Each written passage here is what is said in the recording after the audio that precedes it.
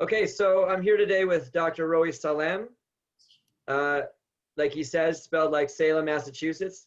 No Oh, relationship. sounds like Salem in English, but that's Oh, all we say right. Salem. Okay, fine. Uh, Dr. Salem is an emergency medicine specialist in Jerusalem. He practices at Shaare Tzedek Hospital. And I thought it would be interesting to hear firsthand from someone on the front lines what's actually happening. I mean, everything we get in the United States is filtered through the J Post or some media outlet. And so whenever you hear something through any media outlet, you're going to get some sort of filtration. So I thought it'd be interesting to speak with somebody. A lot of people in our community would want to know what's happening there on the front line. So Dr. Sam, thank you for taking time. Of course. What are you getting? What are you and your colleagues seeing now in the hospitals? Kind of paint a picture for us. I'll tell you, the first wave, we basically experienced in Israel, we experienced Corona in two waves. Okay, the first wave was when everybody was experiencing, I think, February, March, something like that. Israel took really drastic measures, lockdowns. Everybody was on board. Everybody really was makpid about it. And actually, it felt like everything was really under control. The hospital was really prepared. We didn't have that many cases. It felt okay. Mm-hmm. Then things opened up here. Once things opened up, people felt like, okay, we're done. And that's when we really started getting hit. Because now all of a sudden communities that were really, really careful stopped being careful. And the other difference is that in the first wave, nobody came to the ER for anything. Like people were Right. so afraid. Once people got used to it, so we basically had less work because less people were coming in for chest pain or The whatever, normal stuff. belly pain, normal stuff. And so the corona was really the focus. And now people have gotten used to it. So people are less careful with masks and social distancing and things like that. So there's way more cases, and people are coming back to the ER for all the other cases, for everything else they normally come for. And the result is that we're pretty overwhelmed. Uh-huh. Much of the staff has been getting sick despite us taking a lot of precautions. I personally was infected, so I'm post-corona. But so we've seen much of the staff get infected. Tons of the staff are going out to bidud, to quarantine. So we have a really difficult situation in terms of the workforce, is where we're really feeling it. We're seeing a lot of really sick patients. Is there a difference between sort of this wave? You said there's two waves. Is there a difference between this wave in terms of the way the disease is presenting and the first wave? Is it more severe, less severe, different age groups? Listen, I work in Shaare Tzedek, so demographically is where I felt the difference. In the first wave, it was by and large the Haredi community that was really getting hit. I think we were talking in retrospect how it was really a bummer that we didn't shut down before Purim, because so many people, we'd have whole Sudas coming in after a Purim Suda, and they were like, I was at this Suda in Har Nof where everybody got sick, and like, so that was the main demographic from then. And the second wave now has been a lot of Arabs from East Jerusalem because they have big weddings, and this is the time of the wedding, so a lot of them got sick where they didn't get sick in the first wave. In terms of the seriousness of it, like how many critical patients we're seeing, I think we're seeing about the same amount, if not more, because we're just seeing way more infected people now. So we have nowhere near enough room in our Corona ICU. Our regular ICU is down to a very small, pathetic amount of beds, something like 7 beds for like 9 beds for like a multiple thousand patient bed hospital. So we're really feeling it. It really affects every aspect of the hospital and everybody's care. Even if you don't actually have Corona, you're really feeling the effects. Yeah, I think one of the things that people don't understand is that they focus so much on what will happen to them and their family, not realizing that if the hospital systems get overwhelmed, it affects a whole city. Big time. Right? So you guys, it sounds like, are just a few more cases, because I work in an ICU and we were seeing this where it's not like these new patients come in and go out and come in and go out. It's they come in and they stay and it builds. Long time. And eventually you get to the point where you have no beds left. Does your hospital have a contingency plan, a plan for overflow beyond what you have now, or is then it sort of on? We had a few like a week or so ago, we were transferring patients to other hospitals, to St. Joseph in East Jerusalem, to Sheva. We just, we could not take any more corona patients.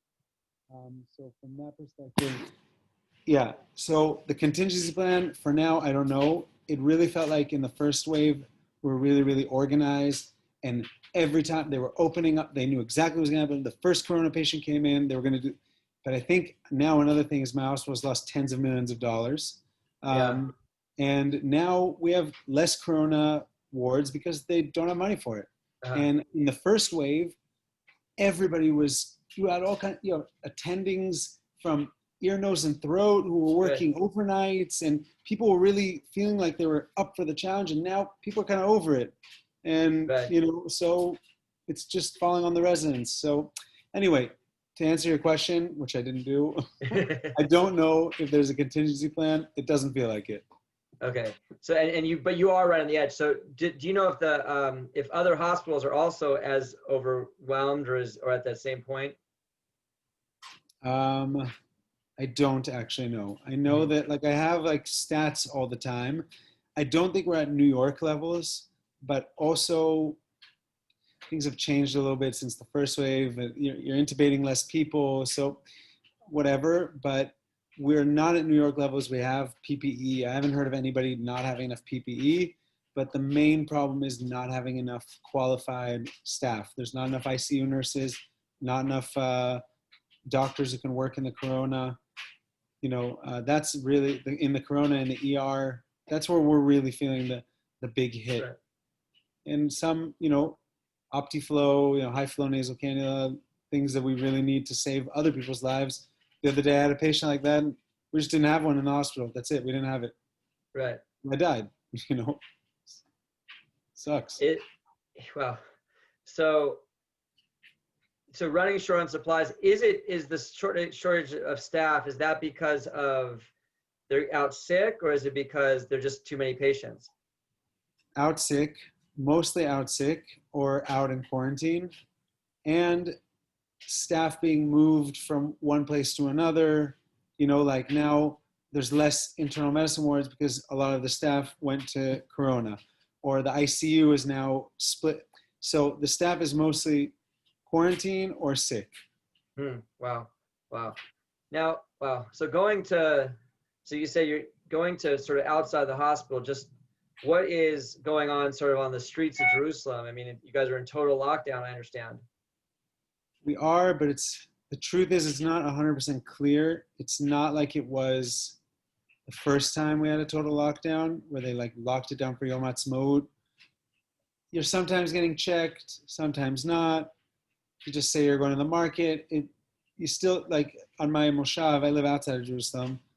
On my moshav on Simchat Torah, you saw people doing hakafot and no masks, so people are just kind of over it. It's kind of, and if they're wearing a mask, which usually they are, normally people get on your case if you're not wearing a mask going into a store, but they're wearing it on their nose, off their nose, because it bothers them, because it hurts their nosy. And so it's not so effective, So people are doing kind of half the work. Right. Got it. And are the streets mostly empty, or are people around, or? It doesn't feel like a ghost town like it did. I haven't been to Jerusalem specifically. I know the Kotel has been empty a bunch, and I know they're very strict about entering and exiting Jerusalem because they don't want a bunch of people flocking there for the holidays. But I haven't been in actual Jerusalem, but I haven't felt the streets being completely empty like they were the first time. It felt like it was a ghost town. And do you feel like, so when did this, they locked down before Rosh Hashanah, right? I mean, they sort of tightened the restrictions. Have you seen things start to level off? They're starting to level off a little bit. Obviously, there's a delay because there's the incubation period, but now it's starting to get slightly better. But we're hoping soon we'll be able to see even better. But it's maybe not as horrible as it was, but it's definitely it's helping. Right. It helps. Right. And I mean, it seems like the lockdowns, they work is the problem. And then you get this situation where people get tired of it, right? And it since the lockdown works, they see less of the disease around, Right. and they feel like it's not necessary anymore. Yes, and also if you're not personally affected by it and you don't see, you know, if I gave somebody if I told you you had a 1% chance of dying from corona, you'd say, I have a 99% chance of living. But if I gave you a bowl of mints with 99 perfectly fine mints and one was poison, you would die, you wouldn't touch one mint. Right.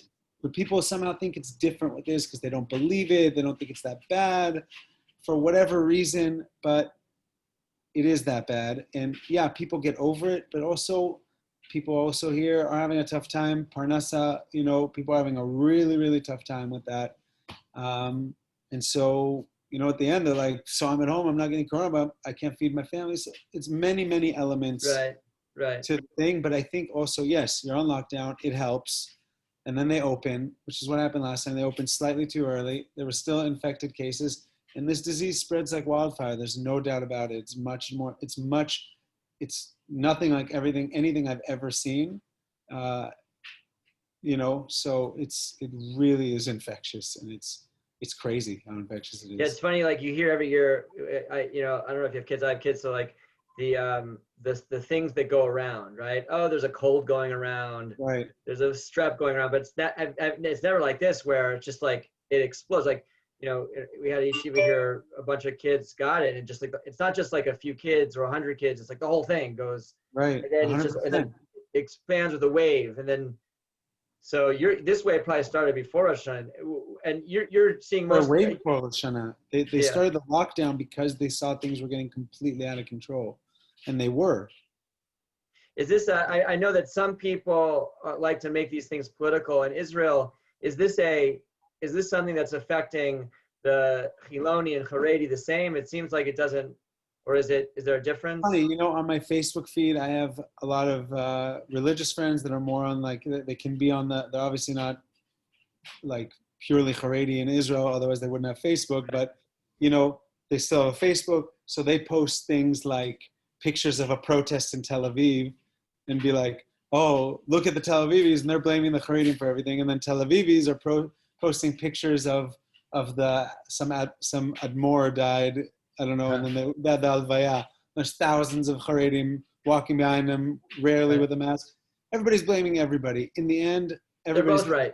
Yeah, everybody's kind of sick of it, and you know, yeah. So it's affecting everybody equally. I'm obviously skewed. The patients that I see being in Jerusalem, it's almost always in general my patients are Haredi and Arab. Mm-hmm. So that's the patients I'm seeing, and those are the hardest hit communities so far. Right, because of the large families and the frequent gatherings with lots of people. Living conditions, and you know, right now Arabs having 800 people weddings, and Haredim with all minyanim and things like that. It's complicated.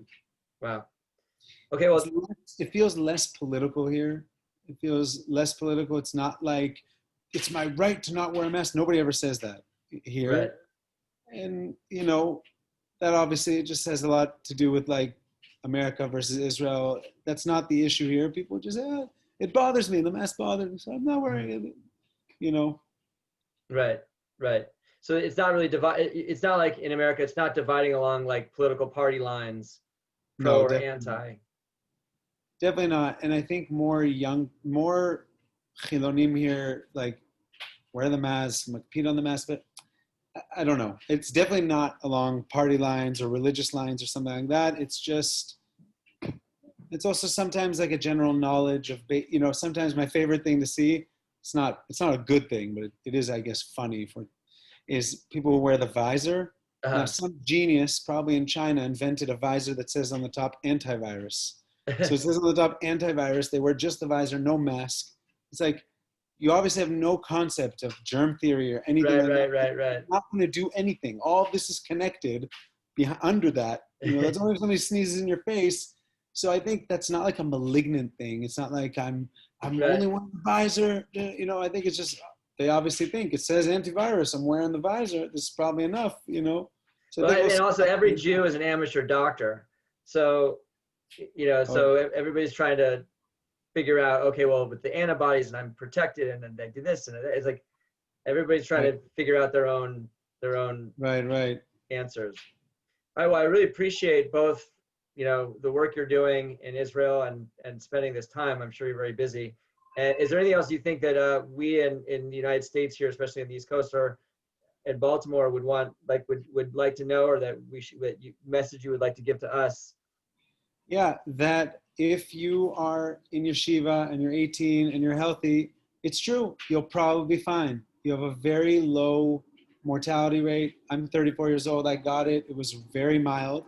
But wearing a mask makes you not only less infective, but if you get exposed, you also have a lighter course. We think that it has to do with the viral load that you get. So you get a smaller viral load and you'll get less sick. So that also really helps. And more importantly, your mom, your dad, Bubby, Zadie, like when they're going to get sick, it's going to be a whole different ballgame. And that's the only thing we've shown that makes a big difference in terms of risk of dying from COVID is the age.